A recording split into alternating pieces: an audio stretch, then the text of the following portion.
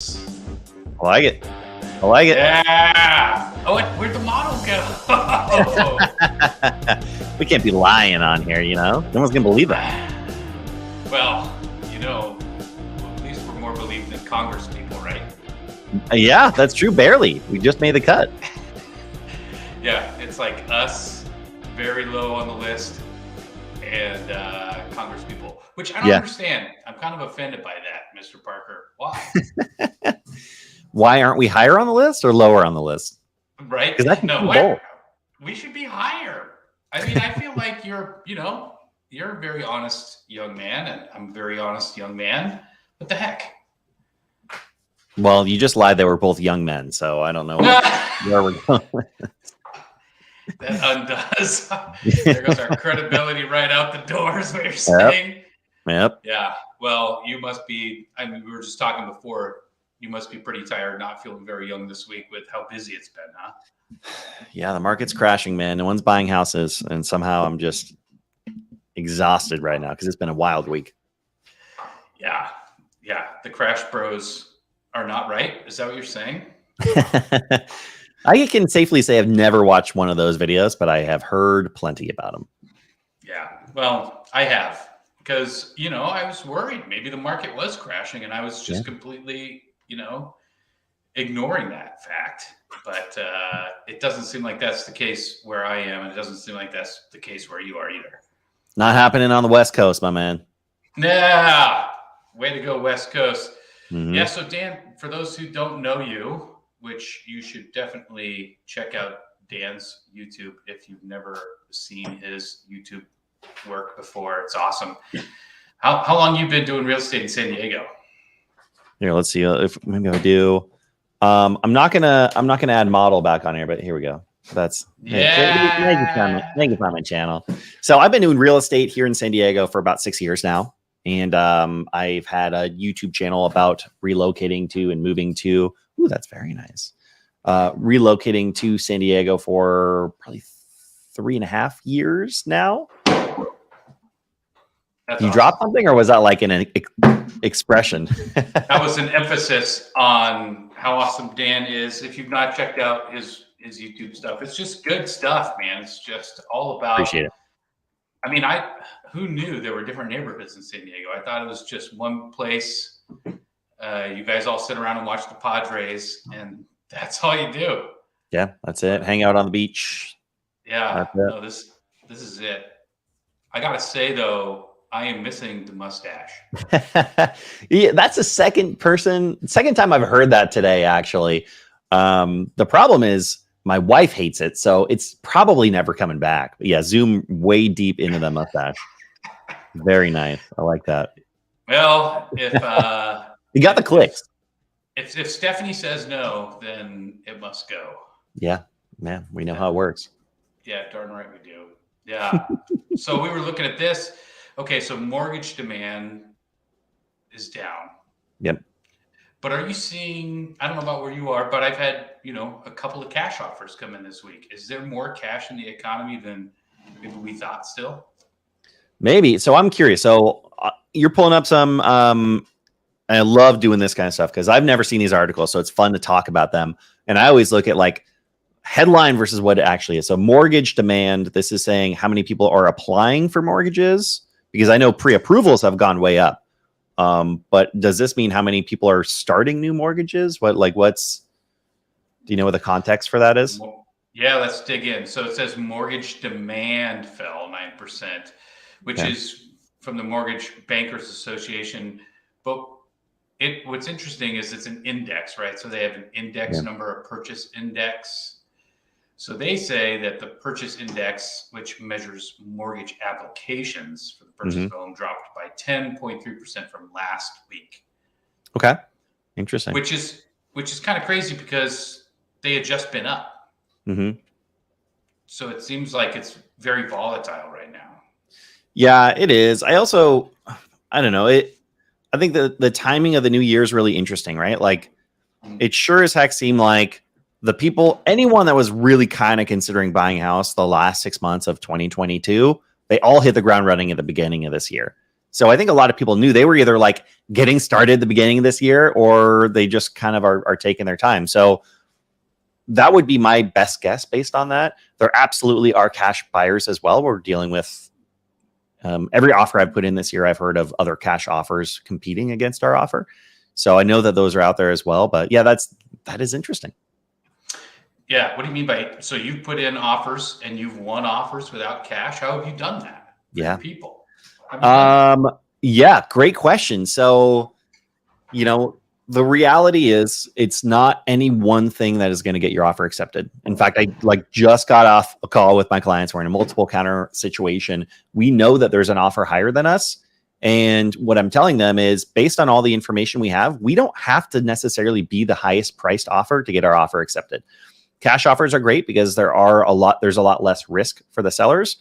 But at the same time, a lot of times cash buyers know that their offers are strong because they are cash, and they're willing to be less aggressive, less competitive on the price to make up for that. They're trying to get a better deal because, otherwise, why wouldn't you just finance and be able to leverage your money in better ways? So yeah, that happens all the time. I've had, 2 offers in the last week where there were cash offers on the table. We got a financed offer accepted over it. Yeah. Wow. And in California, can you all still do the love letter thing? Is the love letter thing back on the table? Is it off the table? It's off the table. So 6 years in the industry, that was big when I started, right? Like, you don't submit an offer without a love letter to the sellers about how perfect the home is for our clients, and a little photo of their family and how close their church is. And it was so blatantly obvious that we should not be doing these things, but it was an accepted part of our industry for a long, long time here in San Diego. And I would say, I think when they revised the purchase agreement about a year and a half ago is really when they added in fair housing laws to the very beginning disclosure of our purchase agreement that everybody uses. And it just explicitly says seller cannot discriminate based on any protected classes. And every protected class that they're listing is like, all right, those are all the things that we're putting in those love letters. So those just can't happen anymore. Totally. Yeah. Well, we had that go through as well here in Oregon, except recently a judge overturned that. Oh. And so it's been love letter city again. So wow. Interesting. We're back to that a little bit, which has been helpful for some of my clients getting like a lower price offer accepted scenario. But I don't know. It's a slippery slope, isn't it? It's a tricky one. Yeah. I mean, I don't know.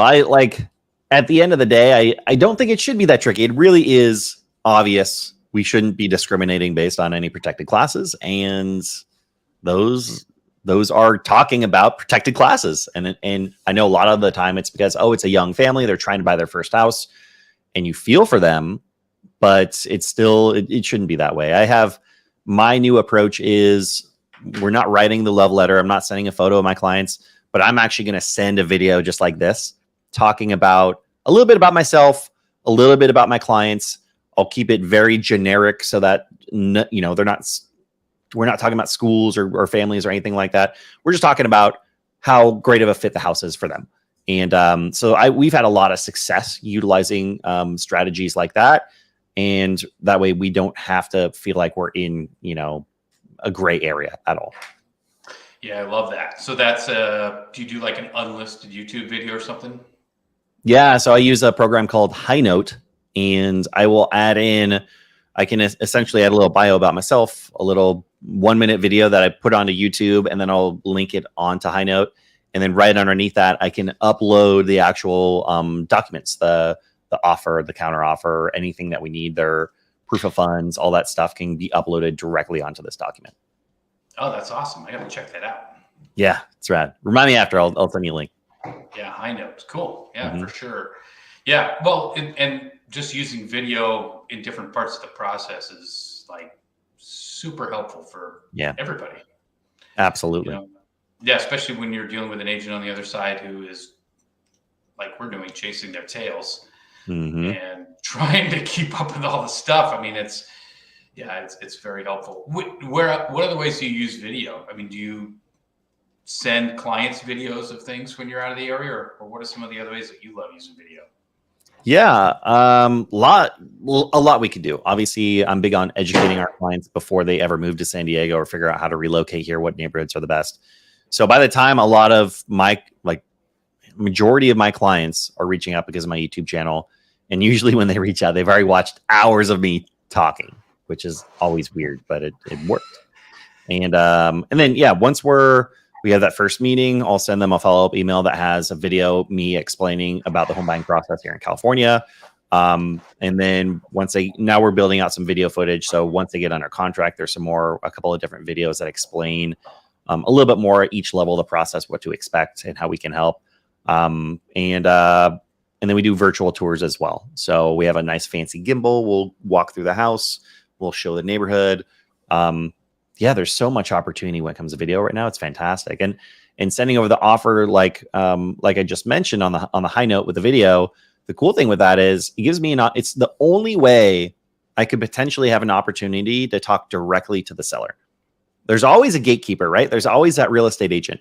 But what's great is I can send it over in a package with a video, and then the agent feels a lot of times compelled to share that with their clients, so that they can get a little bit more information about me and about our clients and how professional we are because we put together this awesome packet for them.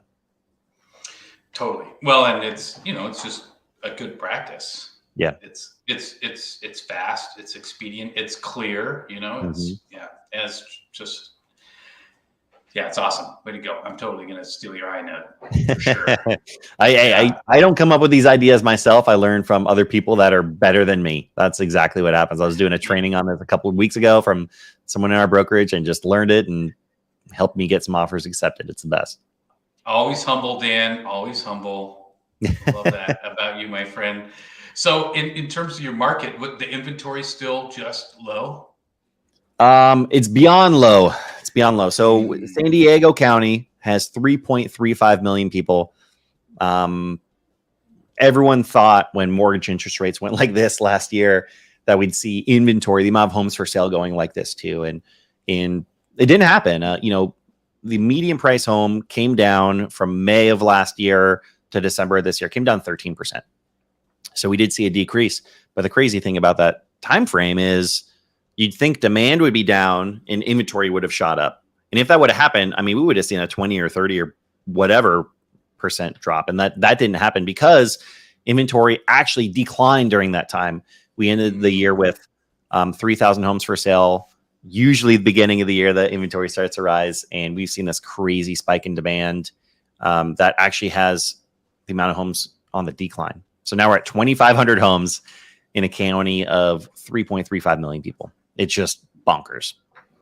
Yeah, that is bonkers indeed. Supply and demand. Yep. Yeah, this article, so I pulled up, it's a couple weeks old, but this is an interesting one that I think it talks a little bit about the stalemate, right?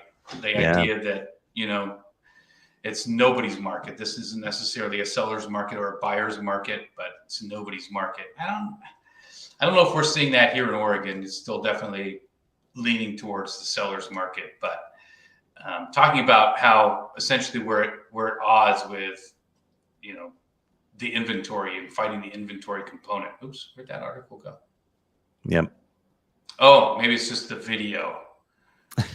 They had an article with it. Yeah. But it talks about how essentially we're at a stalemate on some level. And I think that's what we saw here in, the last half of 2022.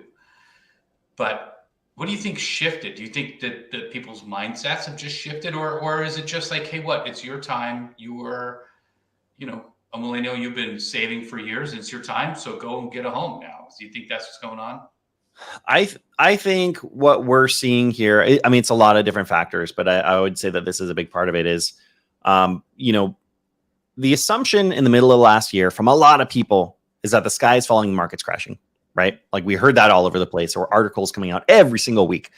And I think right around November, when we had the second straight month of good CPI data that's showing that inflation is on the decline for the second month in a row, it was like everything switched at that moment in time. Not switched in terms of now all of a sudden there's a bunch of new buyers in the market. The market was still very, very quiet on both buying and selling side. But consumer confidence turned around at that moment. And we stopped seeing all the articles about the market is crashing. They just stopped. We stopped.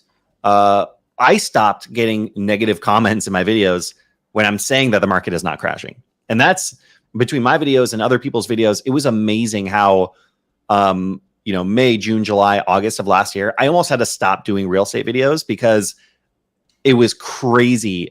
Every single comment in my videos were like, or at least it felt like, you know how it is when you get the negative comments. You just get all these negative comments of people like, man, the market is crashing. You are crazy. You have no idea what you're talking about. And then right around November, all those comments were just gone. And it just, everyone's like, yeah, you're right, Dan. I mean, it's obvious things aren't going to crash.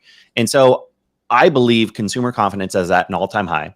A lot of people started the year and said, all right, we wanted to buy last year, but we're just afraid of what's going on. We didn't want to buy at the peak. We didn't want to buy at the peak. No one wants to buy at the peak.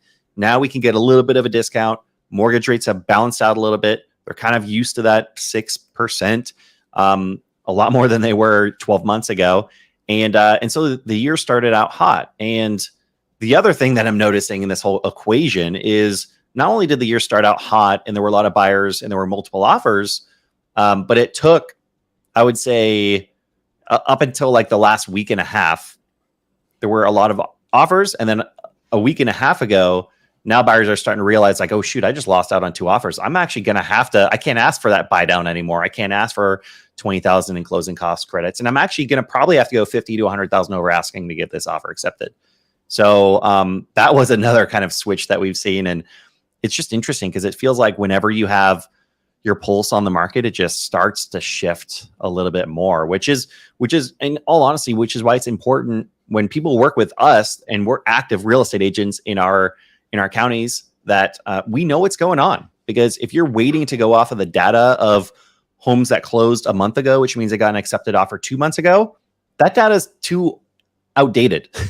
Yeah. It's too outdated. So you really have to have boots on the ground to know what's going on. So true. That is a great point because, or by the time it reaches the level of importance to be, at CNBC or it's a national level title or a national, because it's so market specific, right? And what's happening in the Midwest does not necessarily happen on the West Coast. Yeah. Yeah. You talked about the consumer confidence index and you're right. Yeah. So it's spiked up. It's down a little bit in January, but it came back up. It rebounded from a low. When was this? This was the fall of 2022. And I bet you can pinpoint when it came down at the beginning of this year was the exact moment that Goldman Sachs article came out. That's like the only thing that people cared about for about a week and a half. The Goldman Sachs, which one? Well, at least here in San Diego, because they did mention specifically 4 cities that are going to see a 2008 style housing market crash. Yeah. Mm-hmm. That's right. They did. Yep. Oh, wait. No, that's not the one. Hang on. Let me pull it up offline. So there it is. essentially they said there are 4 cities that are going to see a 2008 style housing market crash. And the 4 cities were San Diego, Austin, Texas, San Jose, California, and I'm blanking on what the 4th. Phoenix. Oh, Phoenix is always on this list. But it goes on to say that they think the actual housing market across the US is not going to crash. They think some markets like New York and Chicago are actually going to go up. It was really weird to kind of decipher this. And then they're saying that there's going to be a 2008 style crash, which prices came down 40 to 50% here in San Diego County. What they're saying is that prices are going to go down another 10%, which we can both agree that would not be a crash. But secondly, they've revised this document and their projections for the year like 5 times since this article came out in more of favor of the housing market's not going to crash anywhere. Yeah, they were a little overzealous. Yeah. I get it. I mean, Austin, Texas has been hot. It was right in the top, and yes, maybe it's cooled off. Maybe it's gone down to 30th in 2023, but that doesn't mean it's crashing. Yeah. That means that Elon bought Twitter and he can't afford to buy a gajillion houses in Austin right now. That's all that means, right? Yep. Yeah. And it doesn't, just because Fernando Tatis got in trouble for some steroids doesn't mean that he's going to sell all his homes in San Diego. That's not what it means either. I agree. But if you 100%. are, but Fernando, if you're going to buy, you call my man Dan Parker for Where sure. you at? I'm right here. You tell the whole team, or Bob Melvin, the whole team. Man, I got to say, I know this is not a baseball podcast, but I got to say, your team is exciting, and it brings a whole thing to the city too, doesn't it? Yeah, absolutely. And it's one of the best stadiums. Like I have so much fun every time we go there, which isn't as often as I'd like, but it's great. We take the train down from our house. It's because you're working. You know, you're doing. There's that for sure. You're doing stuff. So yeah, so it's not only a great environment, but when the team is good and it's fun, and there's not a lot of there's no basketball team in town, there's no NFL team in town. So it's a sore topic for us. Is it still? I mean, Chargers. There are, there are thousands of San Diegans that still have a Chargers tattoo on them. I can guarantee you this. This was they were a big deal here in San Diego. They were a big deal. Yeah, I mean, if I'm being honest, I'm not a big sports guy. Can I say that? I'm not a big sports guy. Yeah. But I do love the Padres, and it's so much fun to go to those games. Yeah, I mean, it's in a great place too, right? Yeah, can't beat it. It's really so. It's amazing. Do you think that down by like Balboa Park and those areas and all that too? What kind of development are they trying to get down to get, or are they? Is there any developing going on downtown? Not really in that area. Down by Balboa Park, you have basically all the walkable communities, North Park, South Park, Little Italy, all those places. There's small developments here and there going on, but those are essentially like the oldest neighborhoods in San Diego. So a lot of those homes are 100 years old and they just have a lot of historic value. So I don't think there's going to be a lot of changes down there for the most part, besides like the individual buildings that are getting put in.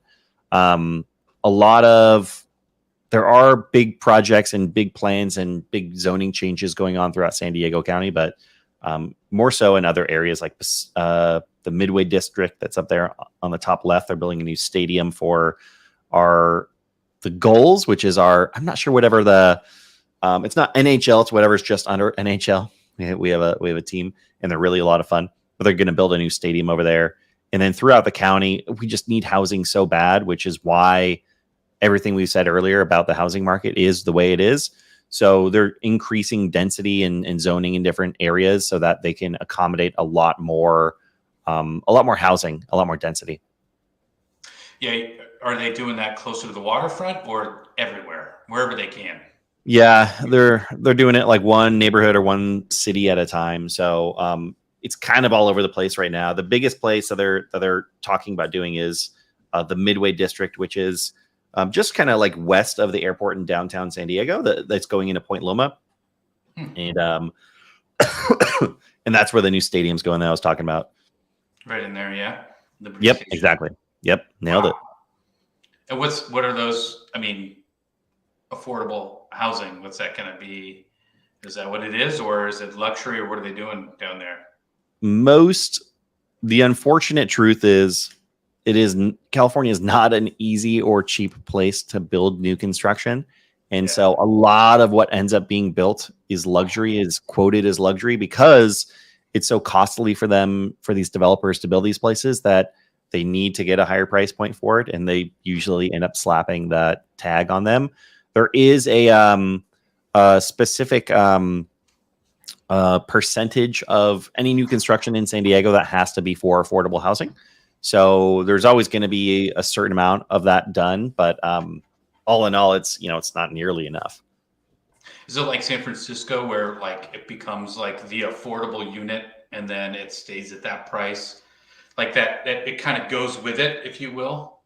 Yeah, I believe so. Yeah. Yeah. So that's interesting. That is a unique aspect, I think, of San Diego, San Francisco. Probably parts of LA, maybe. I don't know. Yeah. Yeah, it's a unique aspect. That is not something we see in Oregon.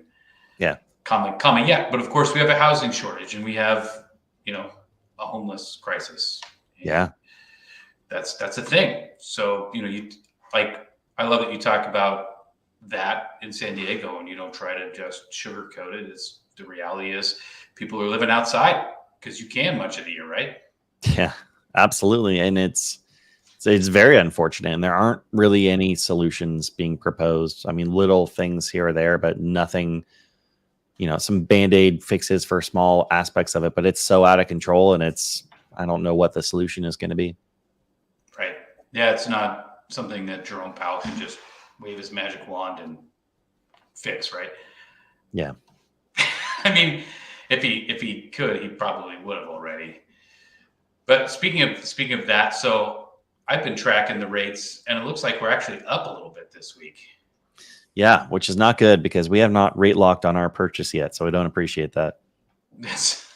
So we're gonna need everybody to calm down. But it's been, consistently. It was trending. We were almost under 6. Remember, like a week or so ago. 599. Yeah, it was 599. Yep.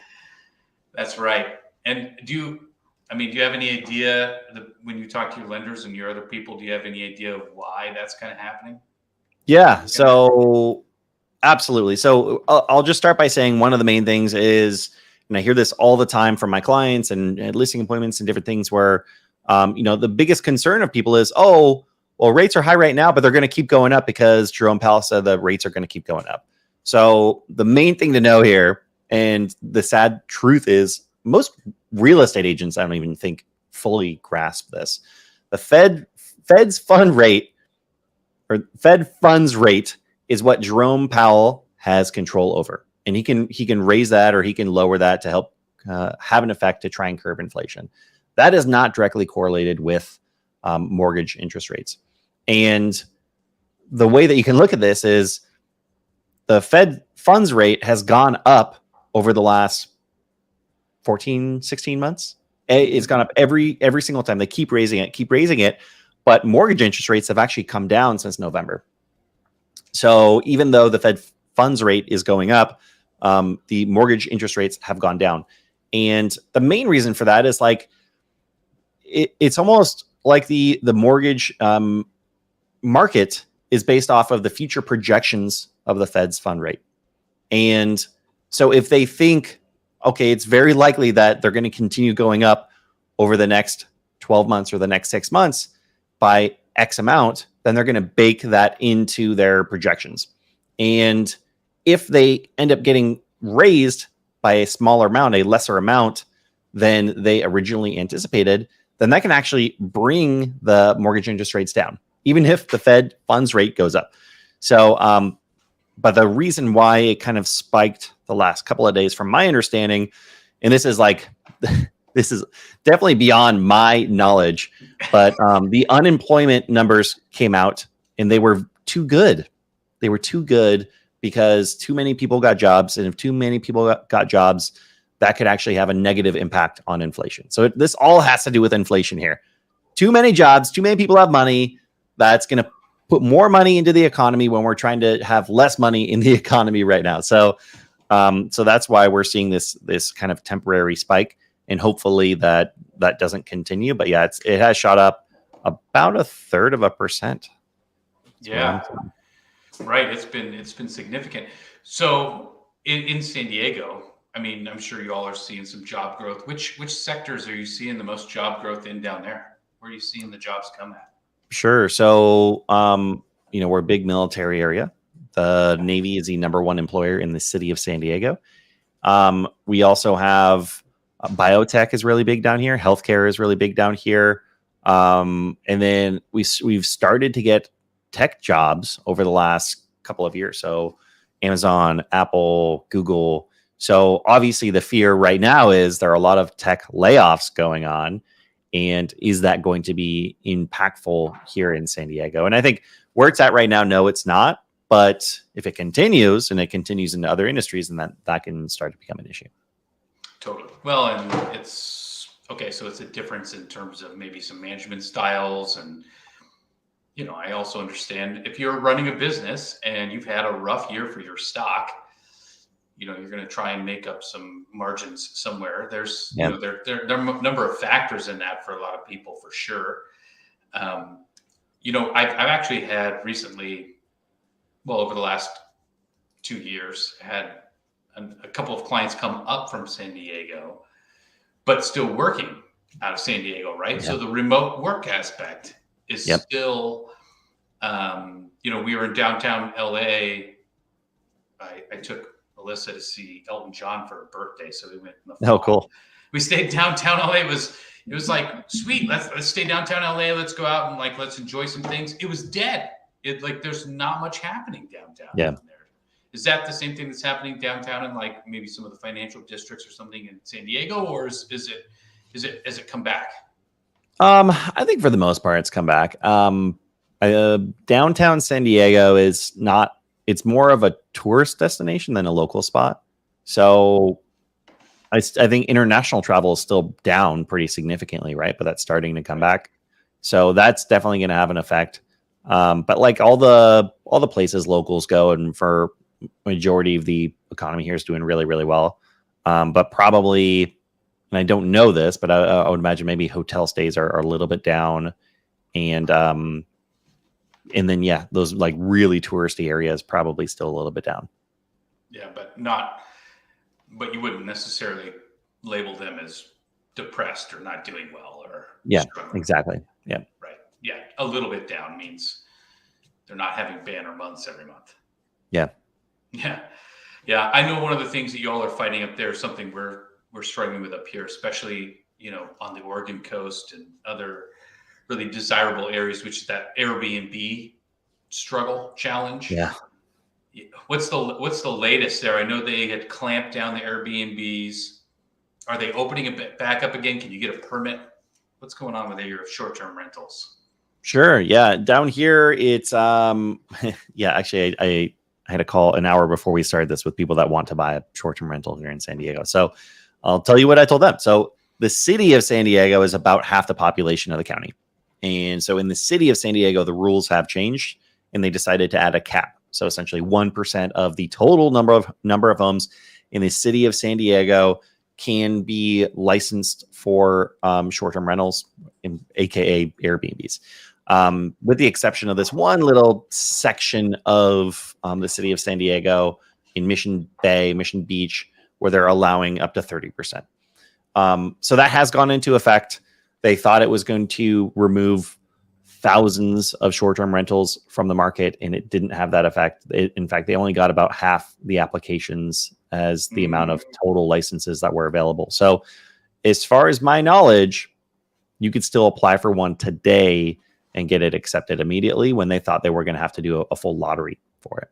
So, and then all the other cities are in San Diego County. They each have their own rules and regulations. But I think it's nice if you had the opportunity to get in for a short-term rental, then now you're locked in and the rules are in place, and it's going to help protect you from the future. So I think that's good. Is that similar to what you guys have up there? Yeah, it's similar, except they just put a moratorium on it in a lot of areas, especially smaller towns on the coast, especially because they were finding that, people were buying them and using them as short-term rentals, and then they were struggling to get long-term rentals for the workforce. Yeah. Mm-hmm. Which is a tough tension. I understand. I mean, I get that. And I get the needs of the investor, or the desire of the investor to have a second home that they rent out most of the year or whatever, but I also understand that removes it from the short-term rental market, and we can't build fast enough to replace it, but I don't know about down there, but for instance, in Ashland, is a big area I serve, and I've got builder friends who are working on projects, and it costs $30,000 just for the permits. And wow. And the permitting process takes 6 months. And so even if we had the capital to build a bunch of homes right now, so it's the permit money, it's the lag time, it's all those things that it's not going to make up for that gap that we're missing in terms of housing. And I'm not just talking about 3-bedroom, 2-bath family homes, although I guess what we're seeing in terms of the short-term rental market here is that 3-2s are not quite as popular as they were. It's more like, you have to have a really cute little 1-bedroom, 2-bedroom, cute little place that people want to go to, something that's done really well. And you actually have one, right? You did one. Yeah. So we have one out in Joshua Tree. So Yeah. it's a tiny little house on 2.5 acres with a bunch of Joshua trees on it. And it's actually in Yucca Valley, but it's about 10-minute drive to I mean, people that live out there, it's all kind of the same place, but it's fun. It's a really cool little spot. And it's But they're cute. having the same issues out there. Like the locals, it's really brought up the housing prices, and it's sad because the locals now feel like there's no way they can ever afford these prices. So, like you said, I see both sides. It's also bringing a lot of people and a lot of money into the economy. So and a lot of locals do own investment properties. It's just making it harder and harder for first-time buyers out there. But I mean, I guess it's happening like that everywhere. Like first-time buyers here in San Diego, it's no easy task. Median home's $850,000. So I don't know. Wow, that's the median. Yeah. And you got to beat out 13 offers. Yep. So you're coming in as a first-time home buyer. You're not. I mean, it's possible, right? Like, so for instance, I just helped some people move out from San Diego, and they're probably in their 20s, maybe early 30s, and they had bought in their 20s, and then they sold and cashed in basically a couple of months ago, and they were able to get in. But I'm trying to think, if you're in your 20s and you're still have a little bit of debt to save up to beat out some other offers, what are some of the things you tell first-time home buyers? Because I know you're not going to be like, dude, don't try. You're going to give them some hope. You're going to give them some direction. You're going to give them some education. What do you tell them? Everyone's situation is so drastically different that it's got to be a customized approach. I've had people that have called me, and like I had someone that called me the other day, and her husband is in the Navy. They're relocating in San Diego. They're only going to be here for 3 years. They have no money to put down, which, there's a VA loan. They can utilize that, but they would literally have nothing left in the bank after they bought their house. And then they knew they would have to leave San Diego in 3 years' time. And so I told her, I'm like, look, I'll give you the honest truth. I'm happy to help you. I love helping people, especially military. It's great. I would be more than happy to help your family. Based on what you're telling me, it doesn't sound like it's a smart investment. It sounds like very risky in your situation, because do I believe prices are going to come up in 3 years? Absolutely. Watch my channel. I talk about it all the time. Would I risk it in your situation where you literally you don't have any extra money in the bank to add a little bit of a security blanket? Like, what if prices came down? What if they just stayed the same and then you had to pay closing costs and realtor commissions? You're going to be, the potential of being in a really bad situation is there. And so I recommended them not to. And I said, just think about it. Talk to your husband. I'm more than happy to hop on a call with you. And then, I mean, that was a very extreme example, but I wouldn't shy away from, the main thing for me is that if someone were to buy a house or not buy a house, that's 6 months, 12 months, 24 months down the line, they don't sit there with regret. That's my number one goal. And I tell people that all the time. Like, I have your back 100%. I know that at the end of the day, I'm helping enough people to where financially my family and I, we're fine. So I'm never worried about one client or one thing or anything like that. I know at the end of the year, it all works out. But yeah, it's really tough. If someone's in a situation where it's really difficult for them, usually it's either because of down payment or because of how much money they're making. And usually it's one or the other. So there are potentially some creative solutions that we could put into place to make it a safer investment. But yeah, it just depends. Like, how long do you want to be in that house? If it is 2 or 3 years, then that's not good advice right now. You should probably plan to be in your house 4 to 5 years. And then if the market were to come down a little bit, like you're allowing yourself to have some more, I don't know, hedge your bets, I guess, like in 2008, 2009, the housing market crashed, the biggest housing market crash in modern history. It took this many years for home values to come back. Right. That was the biggest housing market crash in modern history. It only took 5 years for home values to come back. And during that time, you are building equity. You are building equity on your home. You're building, it's not like all your money is going down the drain. So if that happened and that was the worst we've ever seen, and it only took 5 years, then if you plan to live in a house at least 4 to 5 years right now, I think you're going to be okay. I can't guarantee it, but I can guarantee it. Yeah. No, you're right, man. It's like, okay, that's the same, thing with Alyssa and I. Like when we bought this place, we were like, you know what, like we're going to be here for 10, 20, 30 years. So waves may come, but we're going to roll with it, Mm-hmm. but we were able to find one that length. You talked a little bit about the VA loan. VA loans, you feel like, and this might be a bit of a touchy subject, but do you feel like VA loans get overlooked a little bit? Do you feel like, you submit an offer with a VA loan on it, it doesn't get taken seriously? They can. I mean, there are disadvantages of it from a seller's perspective, potentially. Yeah. I would say in over 90% of the situations, you don't have to worry. It's not really going to be a risk. One of the biggest issues with this time last year, we literally were in a situation where VA loans were basically not getting accepted. And the main issue there was because, for one, from the seller's perspective, it's all about minimizing the risk. They know what everyone's writing on paper, what they want to buy your house for. But what are the chances that you're going to fall through or not be able to pay that much or whatever? There are different things that can happen. With a VA loan, for one, you can't waive the appraisal. Other buyers out there can waive the appraisal contingency. And when home values are like going like this, then a lot of times, they might not appraise at the full value that you're getting your offer accepted at. And so the sellers want to have that risk minimized by having the buyers waive the appraisal contingency. And when there are 10 to 20 offers on the table, you as a buyer essentially have to do it. You essentially have to release your contingency for your appraisal. And so that's something we were seeing a lot last year. In VA loans, you essentially have extra protection in place. You aren't allowed to really do that. So that's one of the reasons. The other reason is because a lot of people with a VA loan, you can put zero down.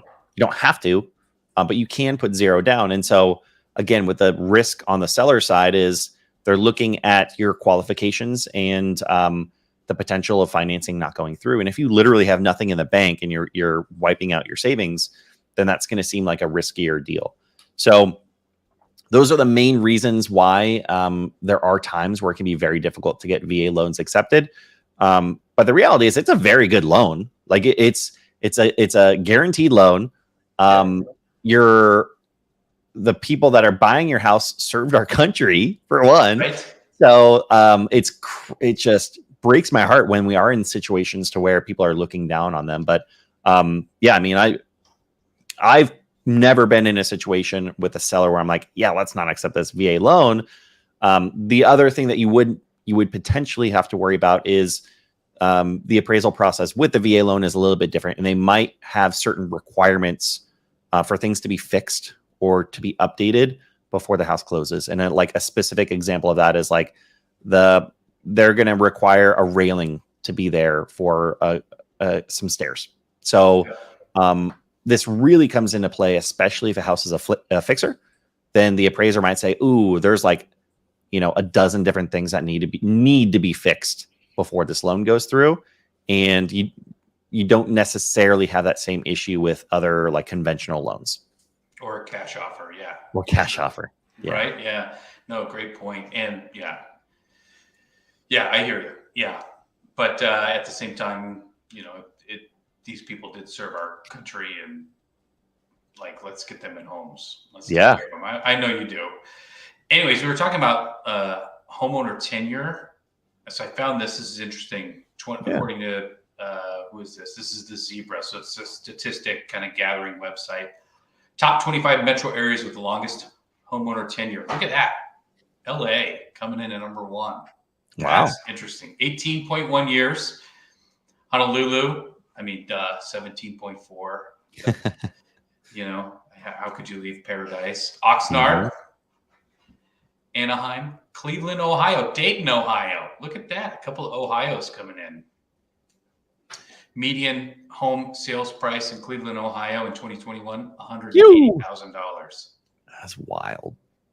Can you get like a half an acre of raw land in San Diego County for $180,000? I mean, you could barely get your house painted for $180,000 in San Diego. No, nothing exists in San Diego for under 400, and even at 400, 500, anything. If I have a client that reaches out and says, Dan, I want to buy a 3-bedroom, 2-bath house, single family in a decent neighborhood, and is fairly move-in ready, but we're willing to do some upgrades if we need to, and they have less than a $900,000 budget, it's going to be tough. I'm not saying those homes don't exist, but that's the reality of this market. San Diego, 15.4 years Let's average. go. Yeah. 0.2 of a year lower than Fresno, by the way. All right. People are loving Fresno. Yeah. Must be that Clovis component. Way to go, Clovis.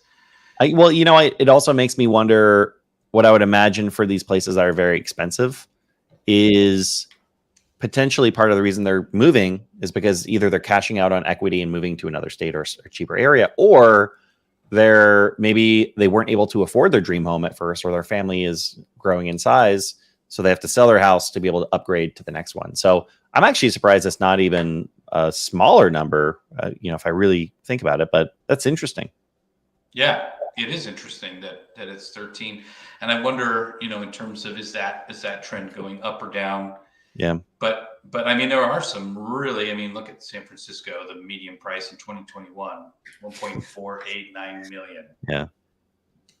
Yeah. I've got a real estate friend who's also a client and somebody, again, who found me on YouTube. And there you go. She's awesome. She's got like the listings at Haight-Ashbury. Like she's like, incredible agent, like so good. And she's like, yeah, you can't, this is like 1.4 million is like an apartment. And then you have to pay for the parking. You have to pay for a parking spot. It's like $200,000 or whatever, 250. Wow. It's like, that is wild. That is not, or what about San Diego? Do you have to like pay for parking in certain spots? Is that a thing? San Diego doesn't have near the density that they have in San Francisco. So obviously the downtown area, but it's nothing like San Francisco. I think that is potentially what our future could hold in San Diego, especially in certain areas while we're seeing the zoning changing and a lot more emphasis on higher density. But right now we don't have a lot of that, I would say. Yeah, it's not happening, yet. Yeah. It doesn't mean it can't or it won't, right? Yep. Yeah. Interesting. Do you think as you get further east and you work your way towards Phoenix, is that expansion happening out that way big time, out past Joshua Tree, or is it just kind of to Joshua Tree, or does it go even farther out? That's a good question. I really don't know. I don't think there's a lot going on out there right now. It's when you're driving out there, there's not a lot that you see, in between places. It's hot, right? Yeah. It's hot. It's dry. There's not a lot going on out there. It's like, what the heck? Yep. But exactly. Still beautiful for sure. Mm-hmm. Yeah. So Dan, when you have people who are selling, where are they going? Because that's a big component right now. If you're going to sell your home, one of my first questions is like, where are you going? So you're saying me personally, or like the people I work with? Yeah, the people you're working with, where are they going? What are their plans? Or are they just like, oh, I'm just going to sell. I'm not going to have a plan. I'm just going to buy another replacement home. It's not that easy right now, right?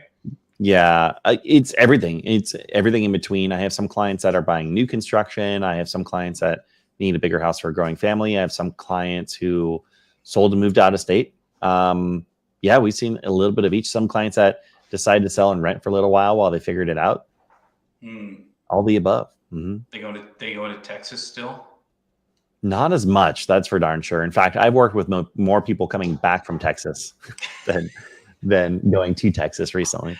Yeah, me too. Actually, they several of them started in Colorado and then they went to Texas, or they were in California, went to Texas, and now they're like, we'll try Oregon. Yeah. They're like, no offense, Texas. We are not. Lots of offense, Texas. We're bringing it. Sorry, Texas. Yeah, it's not our fault that we've just got a better, more beautiful place than you, Texas. Exactly. Have you ever done the 101, Dan? Have you ever done the whole thing? A what? The 101, have you ever, or the one, have you ever, how much of the 101 or the one have you done up the coast of California? That's a good question. We've driven up to San Francisco, but we haven't gone past that. You stopped at the Golden Gate Bridge, turned around. Yeah, came that was home. it. We actually moved up there for a couple of years, so we were driving back down to see our family in Orange County. But yeah, we've done that drive plenty of times. Right. Yeah, that's a great drive right there. Yeah. When you remember when it was crazy and people were like, "Oh my gosh, I can't find a U-Haul." What were you telling people to do in terms of finding movers and getting stuff going? How are you problem solving that? Yeah, that was a tough one. I remember someone had a hard time getting movers, so he ended up having to get a U-Haul and bringing it one way and driving down. So, and then luckily, I think a lot of my clients at that time, like they had a little bit more timeline flexibility, so it wasn't too bad. We made it work, but it was tough. Yeah, that's the thing, right? Like I always think, people come to us and they're like, "Oh my gosh, how are we going to do this?" And what I explain to them is like, basically my job is problem solving. I'm just gonna be 90% of the time trying to either keep snags out of your way, like hopefully you'll never even hear about this issue. Yeah. Or when problems come up, we're just going to get creative. We've got a team. We'll put our heads together. We'll find good solutions. I'm guessing that's how you operate too, huh? Yeah, absolutely. Yeah. Sometimes you gotta get creative. Well, yeah, and it's not just a matter of anyone having the solution, like any one person. Your escrow team or your lender team or whoever it is, somebody's going to come up. He's going to, if there's a will, there's a way, Yeah, for sure. Yeah. So what do you see in this year? I mean, obviously originally we were thinking, okay, maybe it'll just be kind of a normal spring. Or you think we're just seeing like an early spring, or do you think this is just a taste? What's your gut, sir? It's February 9th. I want you to tell me what's going to happen for the entire year. Yeah, that's an easy one, right? Dang, I don't know, man. It's like I was saying earlier. I feel like every time I feel like I start to get a grasp on what's happening, and I'm very active in this market. And it's like as soon as you feel like you get a grasp, things start changing again.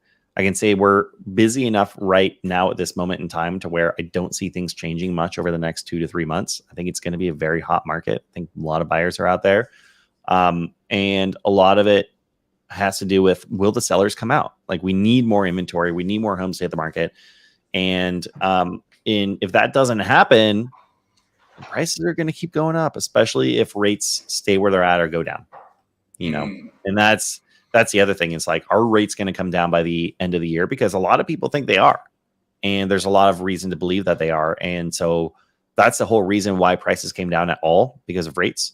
So if rates come down by the end of the year to a significant level, then home values are going to keep going up. It's hard to believe, but that's the only way I see it happening. What do you tell sellers who are kind of on the fence, or they're like, "Oh gosh, it's now the time to buy. We missed the peak." You hearing any of this with you? I've had some of those conversations. What are you telling those people? What do you say? For buyers or sellers? For sellers, like, "Oh man, we missed the peak," and Yeah, it always comes down to motivation. Like if they're looking to sell and then buy another house, like who cares? Like you're really going to try and time the market where one's going to be up and one's going to be down. That's the way it is. Hopefully it's a little bit more neutral of a market so that both sides are easier and that you have some leverage on both sides. But like if your goal is just to cash out and make as much money as possible, no one knows when the peak is going to be. And the worst advice you could get in real estate is trying to time the market. It's always the worst piece of advice. So as much as I'm very opinionated on what I think is happening in this market, I'll also be the first one to tell you, I don't know what the heck's going to happen. I can make an educated guess based on boots on the ground and literally writing offers every single day, seeing how many buyers are out there, talking to buyers firsthand, working with sellers. Like I'm doing all of that stuff. I'm constantly researching the market. I'm constantly know what's going on. We get a lot of, haters out there from time to time because we are real estate agents. Like literally that's the only reason. Okay. I get it. There are a lot of there are a lot of crappy real estate agents out there. There are a lot of cheesy salespeople that all they want to do is sell a house. We're obviously not those people. We care about what's going on. We're just trying to give our honest opinion. And we are the ones that are out there talking to people that want to buy houses, that want to sell houses. We're seeing what's going on. So, I mean, we are the most qualified to know what's going on in our local market. And yeah, I mean, I can tell you this, like we sold our house in October of 2021, and we've been renting, not because we thought the market was going to come down, but because at that moment in time, it was too crazy to buy and sell at the same time. I was doing it for my clients. I didn't want to do it for myself. So we've been renting, and we're buying a house right now because that's how much we believe the market, how strong the market is. Like, I don't see values coming down anytime soon. We're investing in a property ourselves. That's how much we believe in the market and what's going on. Yeah. Stressful too, right? Yeah, it's always a good reminder of how stressful this process can be, even if you're as confident as I am on the market. You know, those emotions are always going to be there. Totally. What do you tell people when they start, getting stressed out or whatever? You start like, this one's starting to go over the edge or that kind of thing. What do you tell them? You just remind them what the bigger goal is? How do you handle that? Like, the biggest thing, I guess, is buyers, right? Like, stressed out, like, okay, great, we did all this stuff to get an offer accepted. We had to go over asking. We had to release a appraisal. We had to do different things, and then they're excited for a second, and then all of a sudden it's like, oh my god, $1 million. We just signed a $1 million house. That's $1 million house, and so it could be terrifying, right? And I just go back to what I said earlier. Like, I'm always completely honest with my clients. It's about asking questions and finding out what specifically are you most concerned about. Are you concerned about how much money you're spending every month and how much your monthly mortgage is going to be? Because my wife and I are willing to bet, based on our purchase, that interest rates are going to come down to a significant level to where we can refinance in the next 12 to 18 months. So like that, there is some security there. Or are they just worried about the market crashing? And I can tell you at least 20 reasons why we're not crashing, and probably another 30 reasons why today is different than 2008. I mean, just night and day of all the reasons that led us into a housing market crash before, not the reasons that happen now. And even if a recession happens, majority of recessions in California have led to house prices, home values increasing. So I never lead just with information. It's always start by figuring out what is the root cause of the concern and see if I can add some context. And then after that, it always goes back to, look, what is most important to me is what's important to you guys. And if not buying this house is what's going to make you the happiest in 6 or 12 or 24 months, perfect. Like, I have your back. I'm always in this for you. So it's never one size fits all. It's always finding out what's important to them and helping them see the context. Well, sometimes it's, I don't want to call it irrational, but sometimes it's stress, right? From the moment. Absolutely. Like, oh my gosh, I've got to get these boxes, or, like, help, it's sometimes it's just those little things where, you hit that tipping point, right? So absolutely.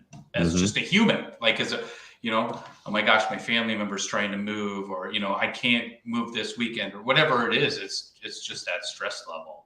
Absolutely. Yeah. All the time. And sussing it out, right? Yeah, exactly. Alyssa and I happened to move into this house the very same week that our youngest was born. So we were closing on a house, we're moving, like all those things, like that stress level is crazy. It was a little crazy, but it was like ripping off the Band-Aid.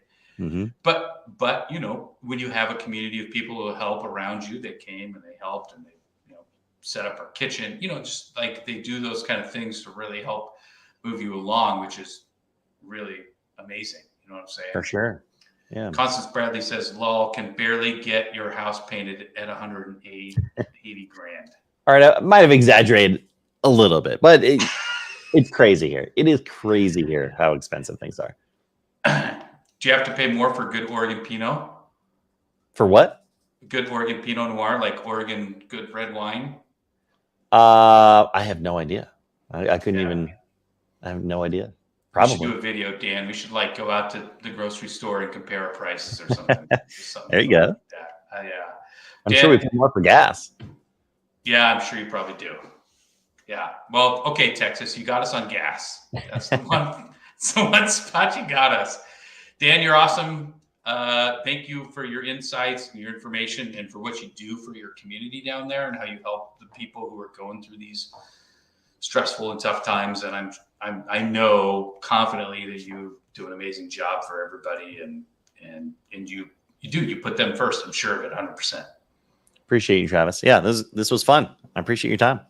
Yeah, my man. All right, everybody, check us out. Go check out Dan's thing, and I guess let's go Padres. Let's go Padres! Yay! Yeah.